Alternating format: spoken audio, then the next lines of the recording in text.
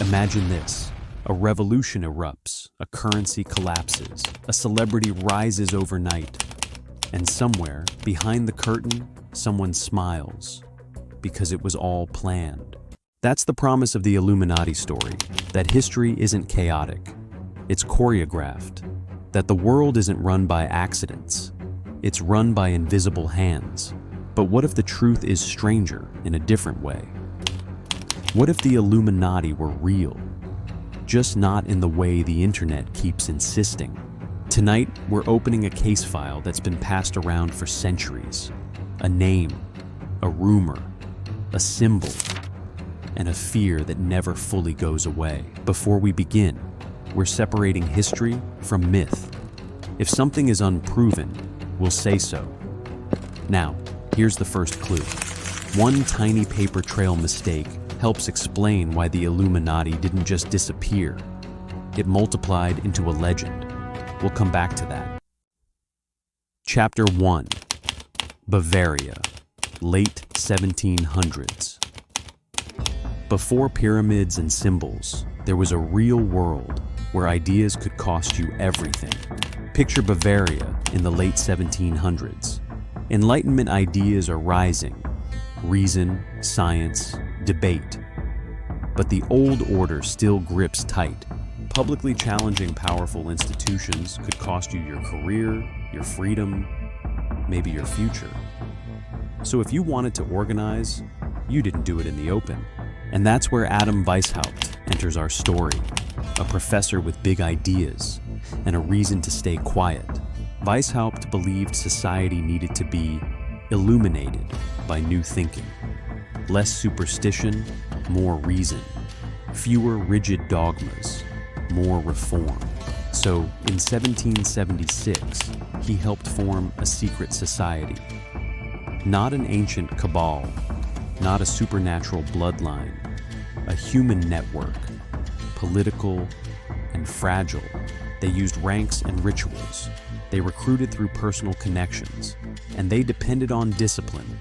Don't talk, don't write too much, don't leave footprints. And then came the crackdown. Edicts were issued, papers were seized, membership became dangerous. And that tiny paper trail mistake, it didn't just expose the group, it helped create the legend. By the late 1780s, the Bavarian Illuminati were dismantled. But here's the bigger mystery. The modern puppet master story begins when evidence shifts from documents to symbols. Stay with me.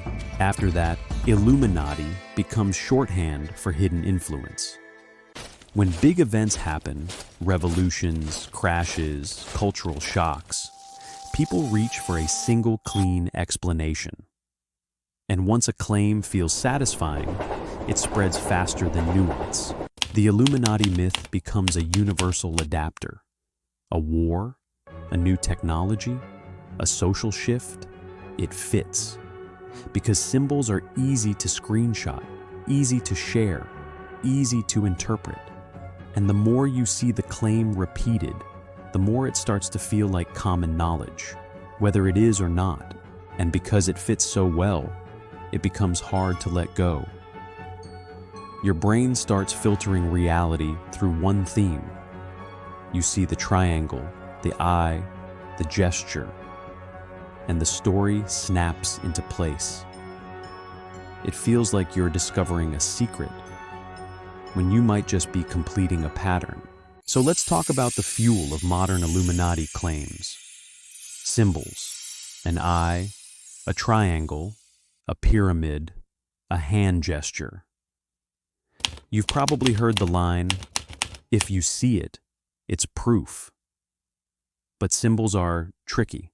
Chapter 4, the symbol trap. Symbols can come from religion, art, architecture, printing traditions, even simple design trends, long before any conspiracy label gets attached. One symbol cited constantly is the so-called Eye of Providence, an eye with rays of light. In many contexts, it represents watchfulness or guidance. That doesn't automatically make it a secret calling card. And the pyramid? Across cultures, it can symbolize endurance, hierarchy, legacy. So when people connect eye plus triangle plus money, what's happening is often less about proof and more about pattern recognition. Which brings us to a bigger question. Why do these patterns feel so convincing? In a moment, I'll give you a simple 3-step test to spot when symbol evidence turns into storytelling. And once you learn it, you'll start noticing it everywhere. Humans are meaning-making machines. Our brains are built to detect patterns. Because in the past, noticing a pattern could keep you alive. Better to assume the rustle in the bushes was danger than ignore it. In modern life, that same system can misfire. When the world feels chaotic, economic stress, non-stop news, uncertainty, your brain wants a clean explanation. Conspiracy stories offer one, a clear villain, and a clear plot. Chapter 5. Secretive doesn't mean all-powerful. Let's talk about the groups people often connect to the Illuminati label.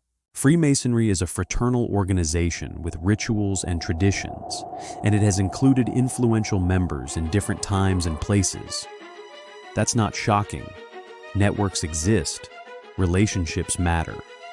But influence isn't the same as global control. The leap is where the story begins to outrun the evidence. Then there are gatherings like the Bilderberg meetings, invitation only, private discussions, powerful attendees. Supporters say it's off-the-record conversation about world issues. Critics argue secrecy invites conflicts of interest. But private is not automatically the same as all-controlling. There are also exclusive retreats and clubs, like Bohemian Grove. Depending on who you ask, it's either a tradition-filled getaway or proof that elites act differently when no one is watching. Secrecy creates suspicion. That part is real. Skull and Bones is another classic. Intense privacy, famous alumni, and groups like the Trilateral Commission are often framed by critics as elitist, while others see them as forums, not shadow governments. The pattern is consistent. The less we see, the more we imagine. Here's the upgrade we teased. When evidence shifts from documents to symbols, the story becomes impossible to pin down because interpretation has no limits. Next, we enter the wildest branch, reptilian shapeshifters. Don't click away. The payoff is what that myth reveals about distrust. This claim shows up in pop culture and online conspiracy spaces.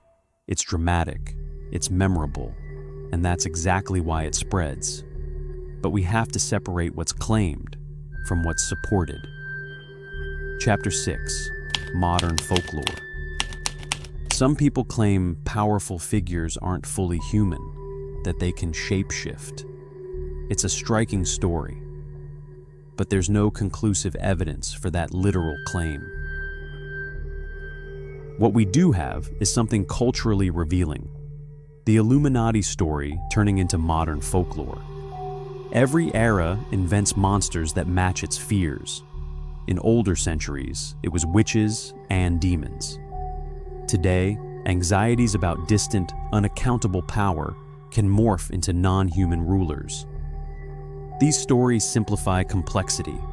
They take a web of systems, money, politics, media, technology, and compress it into a single image, cold-blooded control.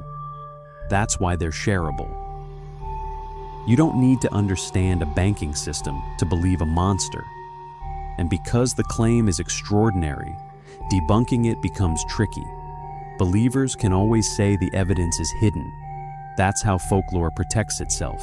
So treat it as a cultural phenomenon rather than proof.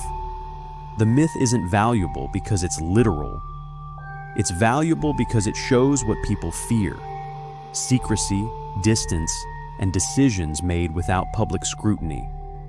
Now, remember that 3-step test? Let's cash it in. Chapter 7. A quick reality check. Here's the 3-step test for symbol claims. All right, time to cash in that promise. Here's the 3-step test for symbol claims. 1. Is the symbol common across cultures and time? If yes, it probably isn't exclusive to one secret group. 2. Is there independent proof connecting it to a specific organization? Documents, credible sources, consistent historical linkage, not just a viral screenshot. 3. Ask yourself, am I seeing a pattern or am I being shown a pattern? Because editing, music, and selective examples can manufacture certainty.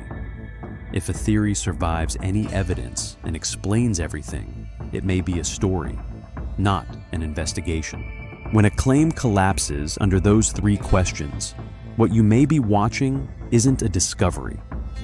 It's a narrative designed to feel like proof. You can still enjoy the mystery without surrendering your judgment. Chapter 8. Power without a puppet master. Here's the less satisfying truth. Influence does cluster. Wealth does protect itself. Private meetings do happen. But that's not the same as one secret organization steering every event on Earth. The world isn't one machine with one operator. It's many systems, sometimes cooperating, sometimes competing, often messy and opaque. And when people feel locked out of those systems, they look for a single key. The Illuminati myth offers one. So what does the reptilian myth reveal if it isn't literal? It reveals the shape of distrust. When institutions feel sealed, when power feels distant, and when incentives reward secrecy, people imagine rulers as not like us. It's a metaphor for opacity. And that's a big reason the story survives. So, was the Illuminati real? Historically, yes. A specific group in a specific place and time. Was it an eternal, world-controlling shadow empire? There's no conclusive evidence for that. But the story it left behind is powerful. Maybe we return to it because a hidden plan feels less frightening than randomness. Maybe because secrecy breeds suspicion. Or because a single villain is easier to understand than 1,000 moving parts. The real mystery isn't who controls everything. It's why we crave a controller. Like, subscribe, and share. And comment below. Are Illuminati stories exaggerated or underestimated?